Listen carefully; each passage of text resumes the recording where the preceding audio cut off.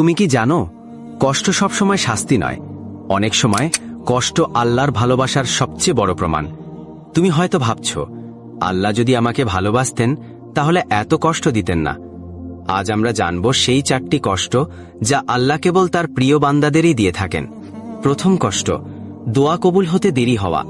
তুমি হয়তো অনেক দিন ধরে দোয়া করছো, কিন্তু এখনো কবুল হচ্ছে না।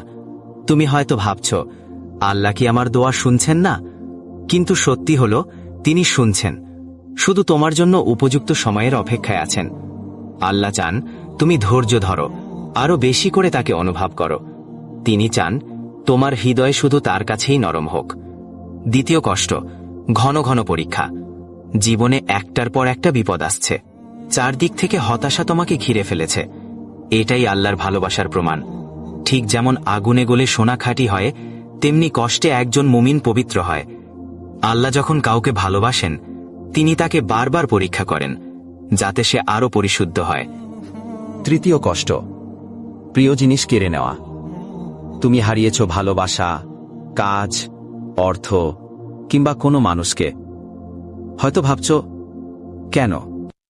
আল্লাহ জানেন, হয়তো সেই জিনিসটা তোমার জন্য ক্ষতিকর হয়ে যাচ্ছিল, তাই তিনি তোমার পথ পরিষ্কার করেছেন, যেন তুমি আরো ভালো কিছু পেতে পারো। তিনি যা কেড়ে নেন, তার চেয়েও অনেক উত্তম কিছু দিতে চান। চতুর্থ কষ্ট, তোমার চারপাশে অনেক মানুষ থাকা সত্ত্বেও তুমি নিজেকে একা অনুভব করো। এই একাকিত্ব তোমাকে বোঝানোর জন্য যে তুমি সবার কাছে ছিলে, কিন্তু আমার কাছে আসোনি।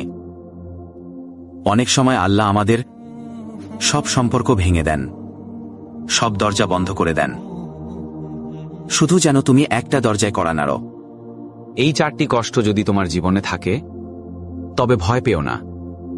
এই কষ্টগুলো আল্লাহর ভালোবাসার চিহ্ন। তিনি তোমাকে ভালোবাসেন। তুমি যদি ধৈর্য ধরো, তাহলে এই কষ্টগুলোই তোমার জীবনের সবচেয়ে বড় নিয়ামত হয়ে দাঁড়াবে। ভুলে যেও না, আল্লাহ কখনো তোমার কষ্ট অপচয় করেন না। তোমার কান্নাও তার কাছে খুব মূল্যবান। আল্লাহ তোমার সব কষ্ট সহজ করে দিন।